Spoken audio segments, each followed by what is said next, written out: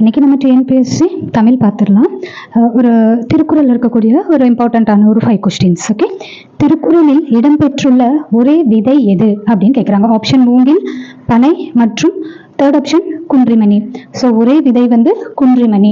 Second question, திருக்குறளில் உள்ள மொத்த எழுத்துக்கள் எவ்வளவு? So answer 42,194.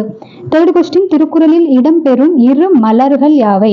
இங்க நம்மளுக்கு கேட்டிருக்கிறது விதை, ஆனா இங்க மலர்கள், இரு மலர்கள் திருக்குறளில் இடம்பெற்றுள்ளது. அவை அனிச்சம் மற்றும் குவளை.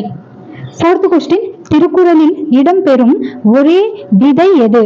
இங்க கேட்டிருக்கிறது விதை, குன்றிமணி. ஃபிஃப்த் கொஸ்டின், திருக்குறளில் பயன்படுத்தப்படாத ஒரே உயிர் எழுத்து எது? ஹவ். திருக்குறளில் இடம்பெறும் 2 மரங்கள் யாவை? பனை மற்றும் மூங்கில். ஸோ இதில் நம்ம பார்த்தோம்னா கன்ஃபியூஸ் ஆகிற மாதிரி இருக்கும், பட் நீங்கள் இதை படிச்சுக்கோங்க, ஈஸி தான். விதை குன்றிமணி, மலர்கள் அனிச்சம் குவளை, விதை குன்றிமணி அது ஆக்சுவலாக இருக்கு, நான் அகைன் எழுதிட்டேன். அண்ட் மரங்கள் வந்து பனை மூங்கில், மலர்கள் அனிச்சம் குவளை. ஸோ இது போல தினமும் பிவைக்கு தெரிஞ்சுக்க நம்ம சேனலை சப்ஸ்கிரைப் பண்ணி வச்சுக்கோங்க. நன்றி.